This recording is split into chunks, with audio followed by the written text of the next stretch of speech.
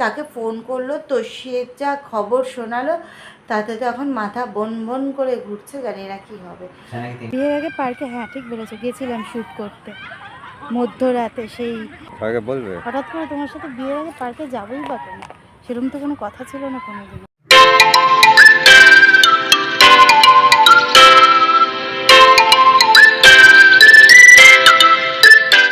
Friends, welcome back once again to our channel and keep watching and enjoy our blessed moments.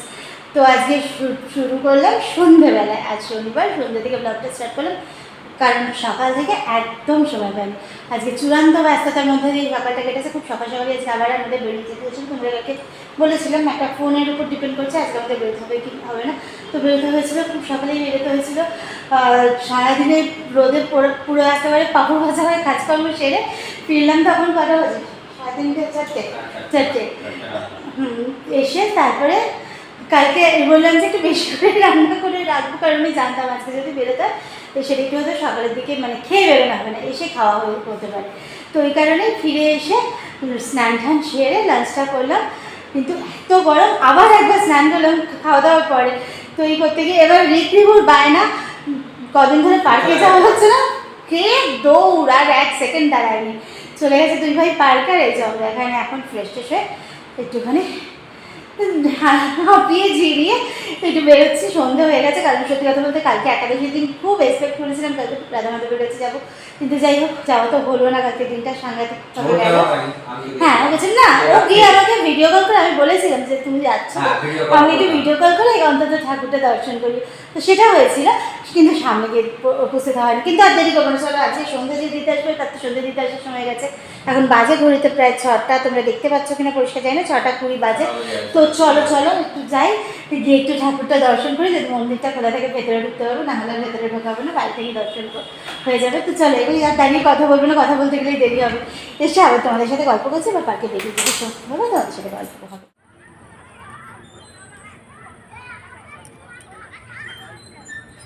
তো যথারীতি চলে এসেছি আমরা রাধা মাধবের মন্দিরে। ঠাকুরটাকে এত অপূর্ব দেখতে লাগছে না, মানে মুগ্ধ হয়ে যাচ্ছি, একদম চোখ ফেরানো যাচ্ছে না। মানে আগের সাজটা আর এই সাদা বস্ত্রটা এত ভালো, মানে অপূর্ব সুন্দর লাগছে। মানে এই গরমে রাধা মাধব যে কতটা আরাম পাচ্ছে আমরা নিজেদের চোখের আরাম দিয়ে বুঝতে পারছি। ভীষণ ভালো লাগছে ঠাকুরটা, দেখো মানে অসাধারণ লাগছে। তোমাদের অতটা ভালো করে বোঝাতে পারছি না, মন্দিরটা খোলা থাকলে কাছে গিয়ে দেখাতাম। এই পাড়টা সুতোর পাড়, এত সুন্দর পাড়ের ডিজাইনটা, অপূর্ব সুন্দর, গোটা ব্যাপারটা অসাধারণ, ভীষণ আইসুদিং একটা ফিলিংস আছে পুরো ড্রেস আপটার মধ্যে। তার সাথে জুয়েলারিগুলো সত্যি মানে নিজেকে এত ভালো মানে আনন্দ লাগছে নিজের, কি বলবো, যে এই মানে নিজের হাতে এইভাবে জিনিসগুলো তৈরি করে ঠাকুরকে সাজানো হয়েছে, মানে তৃপ্তিটা ঠিক তো মানে মুখে বলে বোঝাতে পারবো না, ভেতরের ফিলিংসটা। সবই ঠাকুরের ইচ্ছে, ঠাকুর চেয়েছিল আর কি নিজে হাতে বানিয়ে সবাইকে বানিয়ে দিই জিনিস, ঠাকুরেরও বানানো হবে। সেই ঠাকুরের ইচ্ছে না থাকলে তো কিছু হয় না। তবে শুধু তাই নয়, পুরোনো জুয়েলারিগুলো কে জানতো যে রাধা মাধব নিজের গায়ে নিয়ে নেবে। একদম একদম সত্যি কথাই। আজ সে বলো কতদিন আমাদের মানে ব্যবসাটা সেই অর্থে আর মানে শোরুমটা বন্ধ বললেই চলে, হ্যাঁ বন্ধই, শোরুম তো বন্ধই, ব্যবসা ওই বন্ধ বললেই চলে। তো সেগুলো যে ভগবান নিজের নামে রেখেছে সেগুলো সত্যি বুঝতে পারিনি।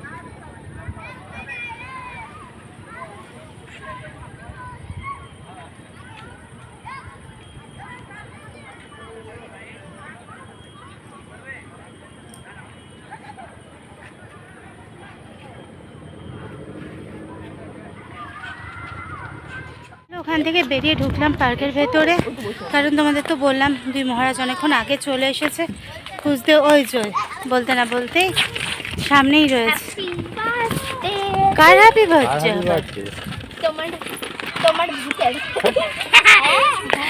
আজ আমি দেখেছো দুটো, চলো পেয়ে গেছি দুজনকে, যাই একটু খানিক্ষণ ওদের সাথে একটু ঘুরোঘুরি করে তারপর বাড়ি। প্রচন্ড গরম, হাওয়াও নেই আজকে। হ্যাঁ কে লেফালি ড্রেস পরেছিল? ফুটবল খেলাচ্ছিল? হ্যাঁ ওই জন্য ও ভাবলো ভাই হুম স্কেটিং শু আর হেলমেট কিনে দেবে। স্কেটিং শু আর হেলমেট দিয়ে কী করবি? স্যার নিয়ে যেতে বললো স্কুলে। স্যার নিয়ে তো বলেছে? স্যারও আছে নাকি? হ্যাঁ আর কি করায় স্যার? একজন স্কেটিং করায় আর একজন ফুটবল খেলে। ফুটবল খেলা। খেলায় হ্যাঁ আর যোগা। আর যোগা। তাহলে তোকে জিজ্ঞাসা করার ছিল স্যার কী বলেছে, ম্যাম কী বলেছে, বলছিলিস না যে এতগুলো কথা বলেছে? ওই দেখ তাতাই আর নতুন ফ্রেন্ড দৌড়াদৌড়ি করছে। ওই দোলনাটার সামনে যাস না কিন্তু, ও দোল খাচ্ছি লেগে যাবে কিন্তু।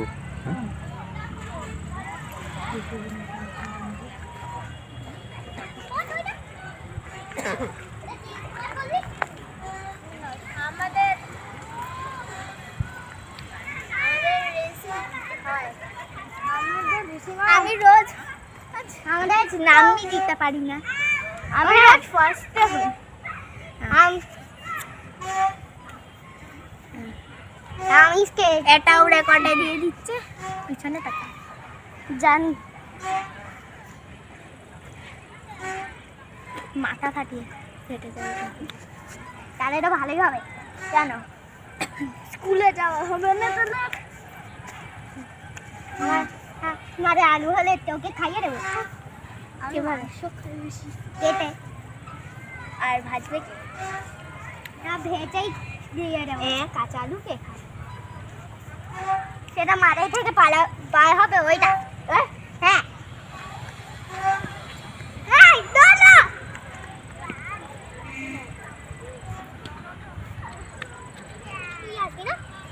কালকে তো সানডে, আমি কালকে পার্কে আসবো ওদের সঙ্গে খেলার জন্য।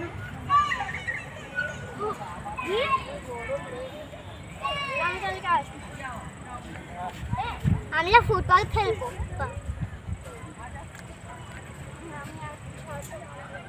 বিয়ের 13 বছর পর মনে পড়ে না, বিয়ের আগে পার্কে গেছিল, বিয়ের পরেই পার্কে যাওয়া হয়নি। বিয়ের আগে পার্কে, হ্যাঁ ঠিক বলেছো, গেছিলাম শ্যুট করতে মধ্যরাতে, সেই কি যেন শ্যুট করতে, তার পার্কে যাওনি?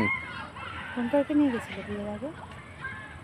সবাইকে বলবে হঠাৎ করে তোমার সাথে বিয়ের আগে পার্কে যাবোই বা কেন?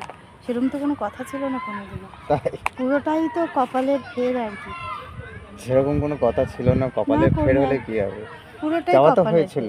ফের। মনে পড়ছে ওই যে বললাম শ্যুট করতে 3 দিন, একদিন মধ্যরাতে, একদিন সন্ধ্যেবেলা, একদিন ভোর বাকি রাতে। পার্কগুলো ভুলে গেলে? বাবা! 9 ঘন্টা পার্ক না, এয়ারপোর্টের মাঠটা পার্ক না? ভাগ্যিস যদি ওই যে এখন সেই বললাম মাঠটা সেটা। এখন নেই, সেই মাঠটা এখন বাস দাঁড়াবার জায়গা হয়ে গেছে। তোমার সাথে তো আমার পার্কে যাওয়ার তো মতো বিয়ের কথা 13 ছিল বছর না। পরে পার্কে এরমভাবে সিটে বসে আছি।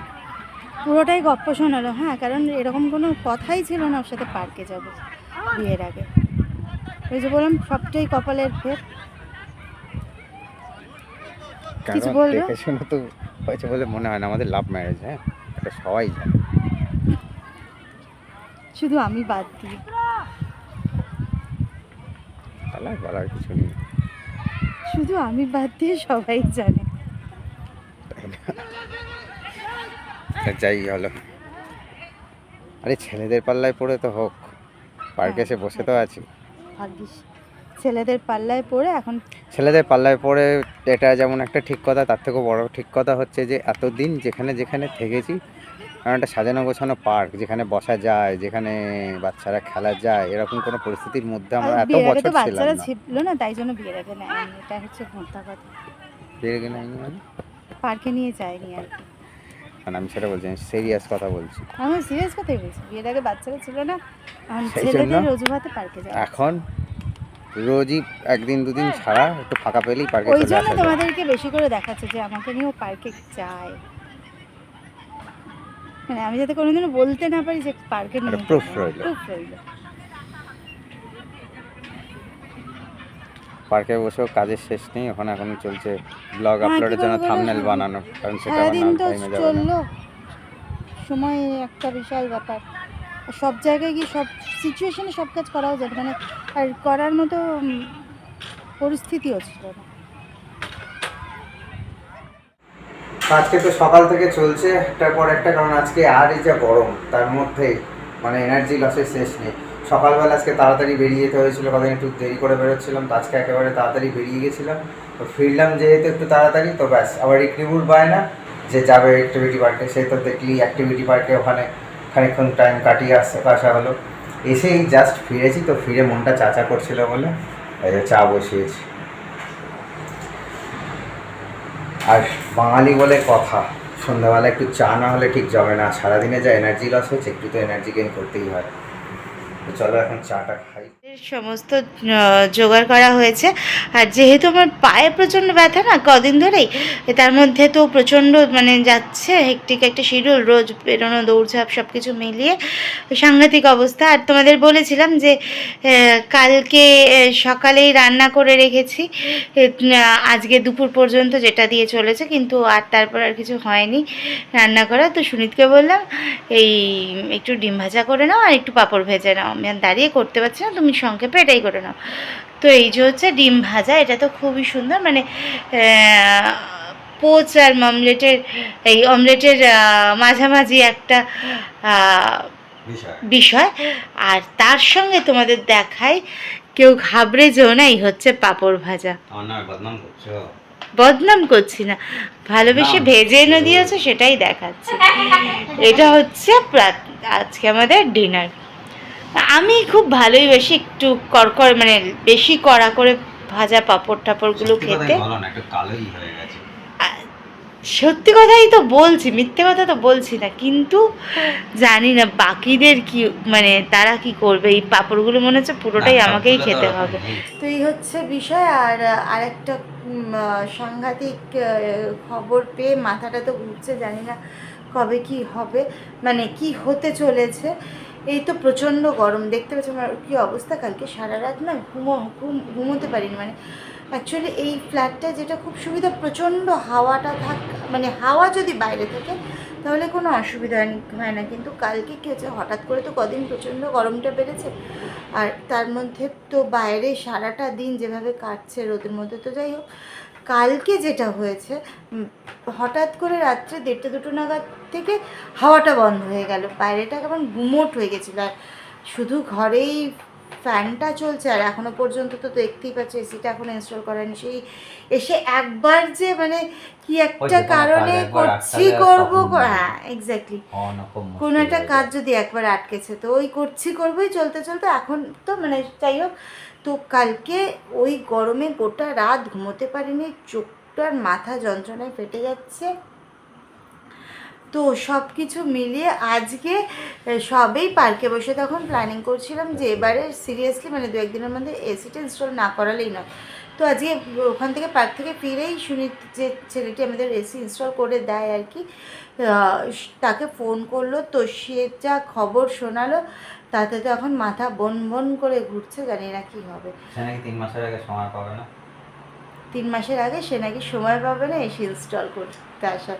আর যদিও বা আসে সেটা রাত্রি 11টার পর হবে আর কি।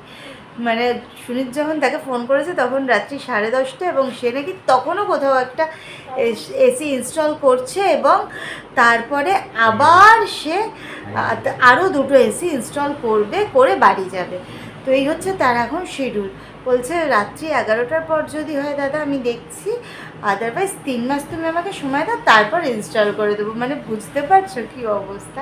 আর সেই ছেলেটির উপরেই একটু ডিপেন্ড করে থাকতে হয়, তার কারণ হচ্ছে ও হচ্ছে কোম্পানিরই মানে কোম্পানি থেকেই যখন হ্যাঁ মানে ফার্স্ট আমাদের মানে এসিটা কেনার পর নতুন এসিটা স্যামসাং কোম্পানি থেকে ওই এসে ইনস্টল করে দিয়ে গেছিলো। আর ওর হাতের কাজ এত ভালো, এত যত্ন নিয়ে এত দায়িত্ব নিয়ে কাজ করে, ওকে ছাড়া ভাবতে পারি না।